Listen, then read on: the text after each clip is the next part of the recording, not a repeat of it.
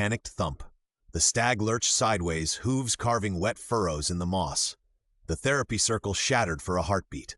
Rabbits pressed back into bracken, wings snapped taut, a dozen prey eyes fixed on the lone wolf at their center. Dr. Lupus Grimm did not flinch. Instead, he folded himself smaller, haunches sinking until his shoulders brushed the earth. His voice, low and steady, threaded through the hush. "Let's draw the fear in, friends. Hold it. Now?"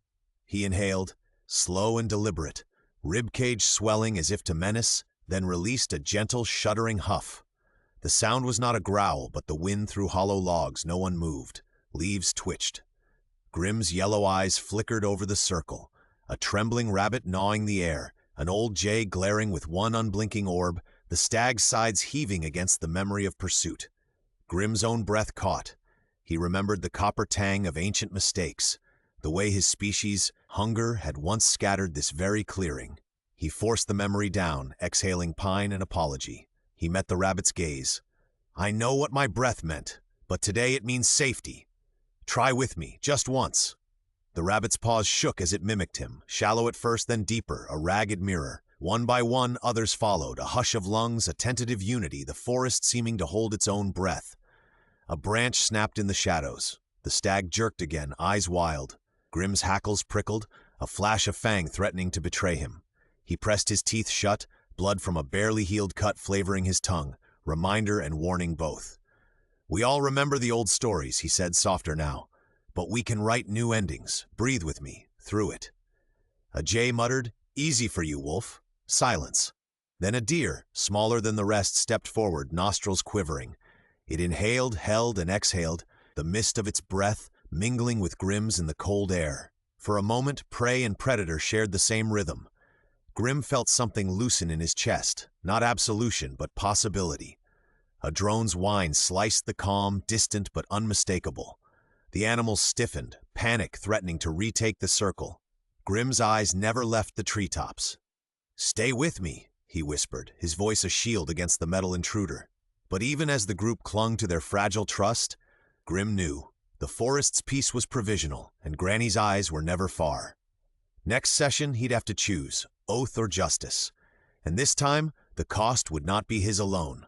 A hush, bruised and violet, pressed against the roots as the deer froze at the tree line, ears cocked, breath shallow. He'd tracked the old sooty trail, a crescent of black ash threading through wild thyme and moss, hoping for sanctuary, or at least a reprieve from the memory of snapping wire and hot, red pain. Instead, he saw her, red, boots muddied, cloak stark as a wound against the gloom, staggering beneath a canvas bundle that dripped, slow, deliberate, onto the birch-white snow. The deer shrank back, nostrils flaring at the metallic tang. Above, a drone's red eye blinked through the canopy, whirring its warning. Shadows flickered as Red approached the cottage, Granny's den, its chimney coughing a thin, wolf-shaped plume into the sky. Granny waited in the doorway, shawl drawn tight, her smile a cracked teacup. "You're late," she hissed, voice syrupy, hand reaching for the bundle. Red's jaw twitched. She glanced over her shoulder, gaze snagging on the trembling deer half concealed in the bracken. Her hands shook as she hefted the pelts, slick, ruddy things that left her palms stained and raw. She tried not to look at them. She tried not to look at him. "They were easy to track," Red managed, voice so thin it nearly vanished. The lie hung in the air, sticky as the blood crusting her knuckles. Granny's grip was iron. "You've done what was asked. The forest will thank you, in its own time." A thud as the pelts hit the threshold. The deer flinched. For an instant, the bundle seemed to twitch, as if muscle memory rebelled, as if the woods themselves refused to forget. Red's gaze flickered back to the deer, apology and terror tangled in her eyes. Her mouth opened, then closed. The drone dipped lower, casting a spinning shadow over them all. The deer's hooves locked to the earth. "Run!" some buried instinct screamed. But he could not. He could only bear witness, wide-eyed, as Red's hands bled innocence onto Granny's doorstep. He saw his own trembling reflected in her, saw the line between victim and accomplice blur and break. Inside the cottage, the door swung shut with a muffled click. Smoke spiraled higher, blackening the sky. The deer's heart hammered. He was no longer prey, but witness to a new kind of hunt. From the darkness, a low huffing, gentle, steady, rose from somewhere unseen, threading through the trees.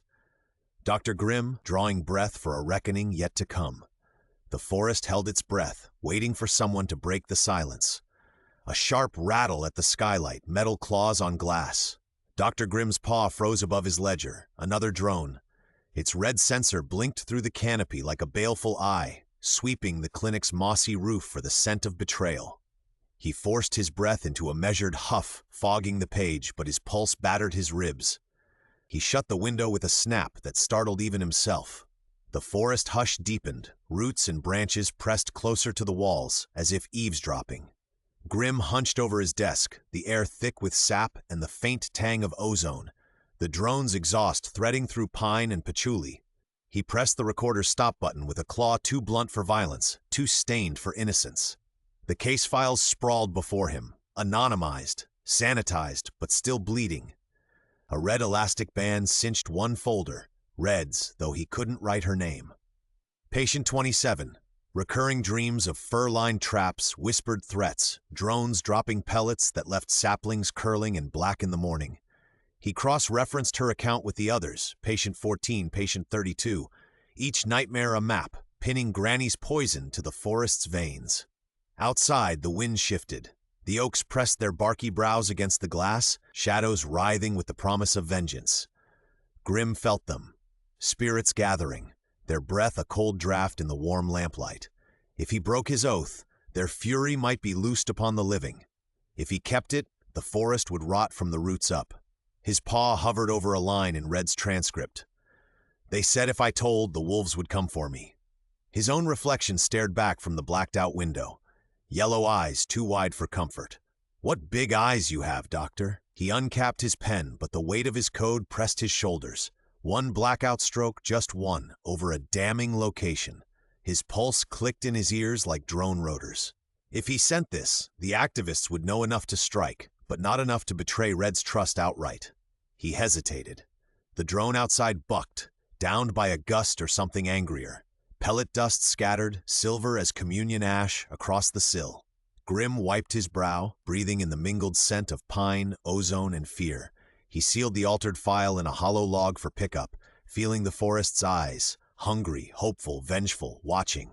Behind him, a sapling's shadow twisted, whispering in a voice like splintered bone. Choose, wolf, the path vanishes. He turned, heart hammering, as the first furious spirit pressed its face to the glass. Moonlight combed the clearing, silvering scars and twitching whiskers. Dr. Lupus Grimm stood among his patients, no his allies, fur bristling beneath his coat, claws flexing in the moss. The sanctuary's hush was brittle, every breath a secret on the verge of shattering. Tonight, he whispered, voice catching in the hush, we end this. A dozen animals, staggered deer, a limping fox, the badger with half an ear, moved at his cue. Each wore a battered earpiece, stolen from Granny's supply runs. The stag's antlers glimmered with a red scrap of cloth, a mock hood. Grimm's trembling paw hovered over his phone. The live stream app glowed, red LED winking like an accusation. He hesitated. Therapist, healer, wolf, every oath weighted his bones. He heard the drone's whir, Granny's eye, too late for retreat. Grimm pressed go live. The forest erupted, hooves thundered, fur flashed. He led them down the root-choked path, moonlight flickering between branches, the taste of iron and ozone sharp on his tongue. The earth vibrated with the charge of old, buried rage. They breached the pit's hatch, a steel maw disguised as rotted log. Grimm's breath slowed, huffing steady. In now, remember the cages, show them the hinges have rusted. Below, the stench of blood and oil. Caged animals shrank from the sudden light. Handlers, shadowed men and women, raised prods, eyes wide at the onrushing herd. The badger, once crippled, lunged, jaws finding flesh. Screams echoed, half human, half beast. Through the lens, the world watched. Grimm's voice, raw and shaking, filled the feed. This is Granny's mercy. Witness. A handler tried to run, tripped by a root that shouldn't have been there. The forest, complicit. Drones swooped, their beams slicing chaos. A fox leapt, jaws snapping wires. Pain and liberation, knotted and inseparable, filled the pit. Above it all, Granny's voice, tinny through the speakers. Doctor, your voice is soothing even while you slit throats. Grimm met the camera's gaze. You taught Red to fear the wolf, but what should she fear in you? The feed buffered, then froze. Grimm's face caught between snarl and plea, moonlight carving his silhouette. In the silence, the forest held its breath. Something ancient was waking. End scene. Sirens fractured the dawn, red and blue strobing through the ancient green as eco-agents surged from the tree line, boots crushing moss, rifles leveled. The sanctuary's hush collapsed, birds scattering in a ragged hush. Dr. Grimm's hackles prickled as the first drone dipped, floodlights swinging across the blood-matted pit and Granny's splintered compound. Red froze mid-step, wicker basket clutched tight, sap-sticky hands trembling. "On your knees," barked a voice behind riot glass. She dropped, knees digging into mud, eyes wide and wild, half prey, half witness. Grimm lunged, instinct pulling him between Red and the agents, arms raised. "She's only a child." He caught the muzzle of a rifle to his chest, breath knocked from his lungs. "Back, Wolf," spat a young agent, suspicion sour in her voice. Across the yard, Granny's hounds circled her. Muscle and matted fur, eyes gleaming with something older than obedience. Granny, defiant to the last, jutted her chin. "Heel!" Her voice cracked, brittle as old bone. The hounds paused, then one snarled, lips peeling. Another joined, low and guttural, a sound that belonged to older woods, older wrongs. The agents didn't see it coming. They were too busy zip-tying Red's wrists, reciting charges she barely heard. Aiding and abetting, material witness, viral evidence. Their jargon dulled the forest's edge, but the hounds were unmoved by law. Granny stumbled, cane clattering.